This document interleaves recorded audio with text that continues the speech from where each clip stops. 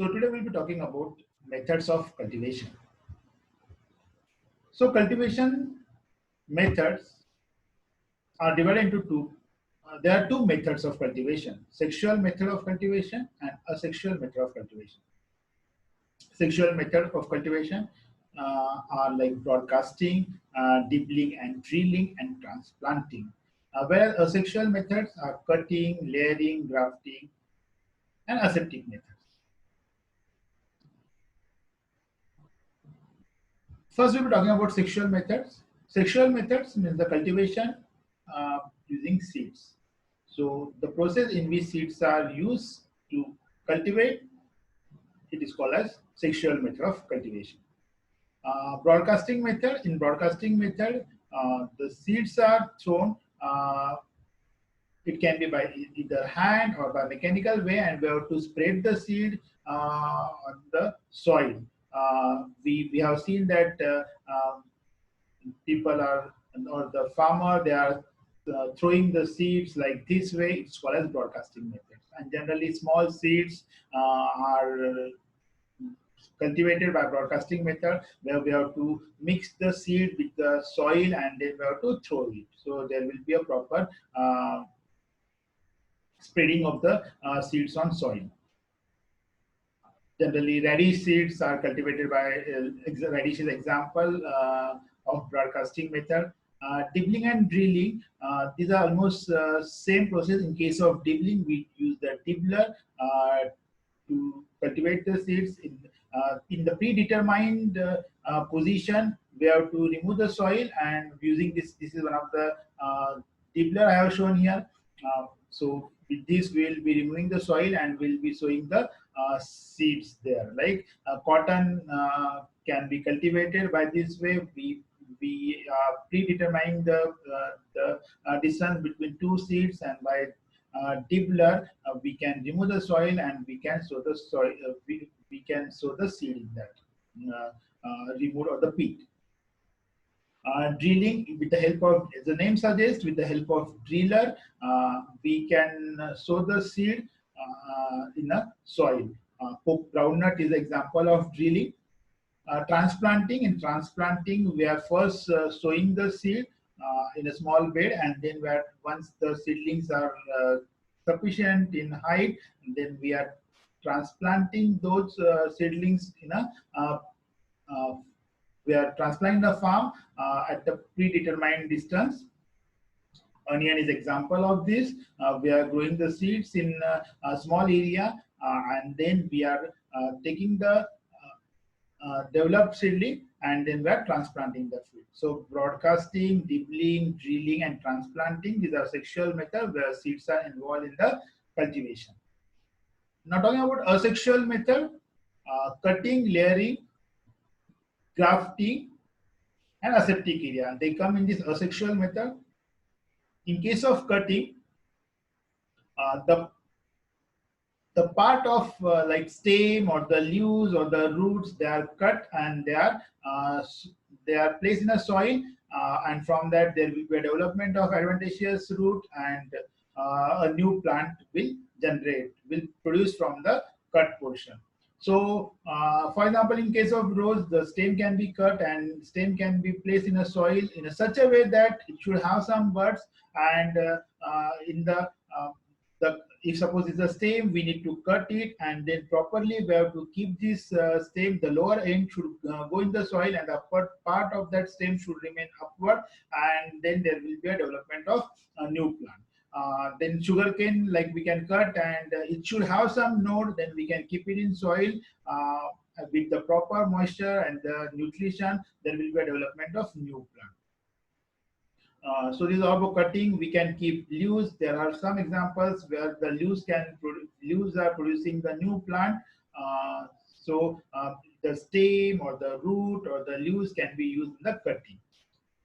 Layering is carried out when the plant which cannot be produced the new plant easily by cutting method, then the layering method is adopted. Layering, there are two ways of layering: mound layering and the air layering. In case of mound layering, it is three types, like tonguing, ringing, and notching. Example, if suppose this is an if so this line we consider as the stem and these are the branches, then what we have to do in case of lowering, we have to lower the branch which is near to the ground or soil. We have to bend it and then we have to place soil. We have bended this branch and then we are placing soil over it, and then this part will start producing adventitious root, and the new shoot will form and a new plant will get generated from this. And once the new plant is formed, then we have to detach, we have to cut this part from the main branch, so the new formation will be there. So this will be completely new plant.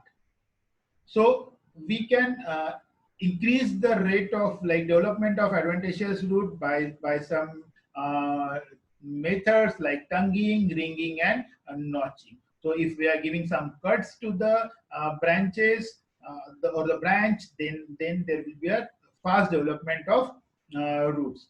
In case of tonguing, if this is a one branch, and if we give a upward cut, here we can see that this white half circles like structure.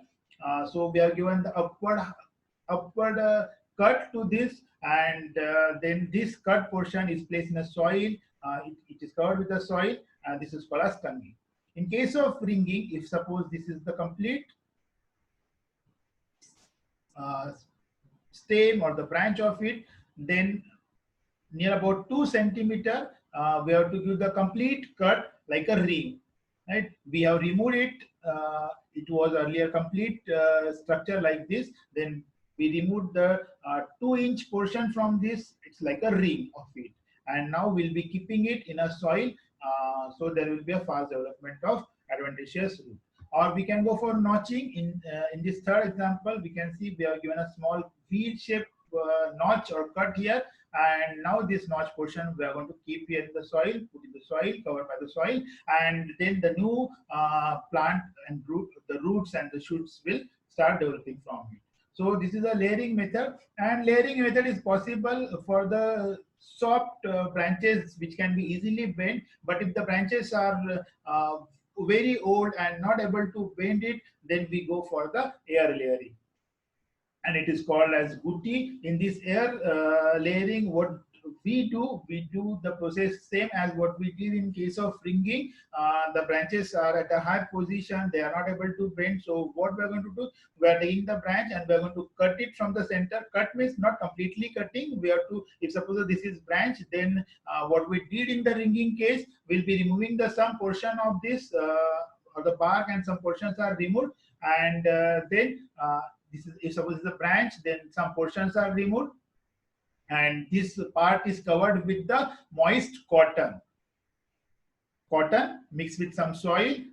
It is covered over here, this exposed portion, and our aim is that we have to keep the applied mass of cotton and soil, always we have to keep it moist. So it should not get dry. So a proper arrangement must be done there. So the part will be in contact with water. So what can we do? We can either take some pot and we can fill it water, and from that we can put one cotton rope, and we can tie that cotton rope to this particular junction, whereby the water can come in contact with this slowly, and it will keep it moisture. So we can also apply, before applying the cotton, we can also apply some auxin or the growth regulator hormones, which will produce roots. So after some days, roots will form here because of the moisture area. Roots will come in contact with the cotton, and later on we can cut this part from the branch. We can cut this particular exposed portion which is now covered with the cotton once the roots are formed, and this portion we can put in a soil, and from that new plant can generate. So this is done for the branches which are not easily, these are very old and we are not able to bend them. Air layering can be done. Then the grafting, there are two types of grafting. sand grafting and bud grafting. For the grafting, there are two things we need. The one which is inserted in soil is called as stalk, and the other part which we are going to keep over it is called as scion. So in the scion grafting, there are three types: weep or tongue grafting, wedge grafting, and crown grafting. So this is example of weep or tongue grafting. Here we have taken a stalk. This stalk is in soil, and we are taking a sign of new plant, uh, and we have given a notch to this stalk, and the same way we have given notch to this scion, and now in a such a way that the scion will, when we put on a stalk, it will join together. It will fit in the stalk together properly. And the stalk should not have any bud, and the scion, they have a bud. So new plant will get generated from this scion. Once they are once they are completely like stalk and scion are joined together, we have to tie it properly so there should not be any separation. And there will be a formation of new xylem and phloem, and the plant will develop as a one single. So these two parts, stalk and scion, will join together and will develop as a single plant. So that is weep or tongue grafting. In case of wedge grafting, this is example of wedge graft. This is the structure of wedge grafting. Here, this is a stalk in a soil. We have given a cut to this stalk, and this is scion. A wedge-like structure is there outside. So this wedge-like structure will go in this stalk, and then we have to cut it. We have to tie it properly.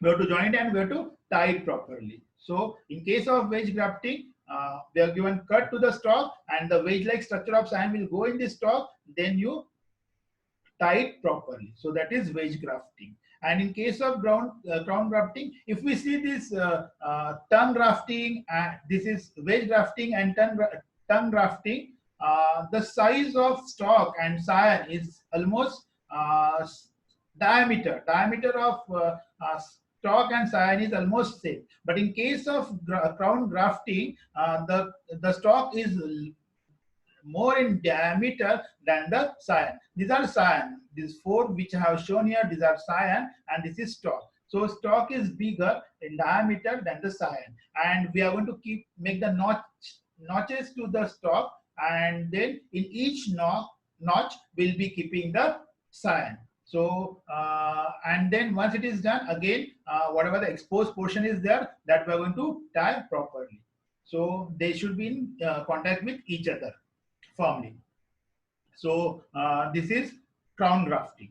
And in case of bud grafting, we have to give the T-shaped cut to the stem and or the stalk, and then in this we have to insert the bud and tie it properly. So bud will develop as a new, will develop properly. And the next method is aseptic method. Aseptic method is also called as micropropagation, where we can grow a new plant as the plant is having totipotency, ability to develop. Every cell is having ability to develop a new plant. So from seed or from the flower, from the anther, from the single cell or tissue, from any organ, we can develop a new plant. So we have to grow the cell on suitable cultural media, so it will form a callus, and from that callus we can develop suspension culture, and from the suspension culture we can again grow it on a cultural media, and the new plant will be formed by proper treatment of growth hormones and the nutrients. A new plant will form, and once the plant is formed, then we can transplant it. In case of aseptic media is, or the micropropagation, is a very costly procedure, and we need to take care that it should be done in a aseptic area. And if we take proper care, then plant can be grown properly, and new traits can be added into plant, and new variety will, we can get new varieties, and we can store that new varieties also, and we can transplant it, and we will be getting the good cultivated plant. So This is all about methods of cultivation. And now talking about the factors, already we have covered the factors affecting cultivation, but just in nutshell, temperature and humidity, polyploidy, hybridization and mutation, plant hormone, soil and soil fertility, rainfall and irrigation, altitude and latitude, pest. These are the few factors which affects the cultivation. So if these factors are affecting, then there will not be a proper growth of plant, and ultimately there we will not be getting the desired constituents and therapeutic activity of the plant. So we have to take the proper care of all these factors, and we have to cultivate the plant accordingly. Thank you.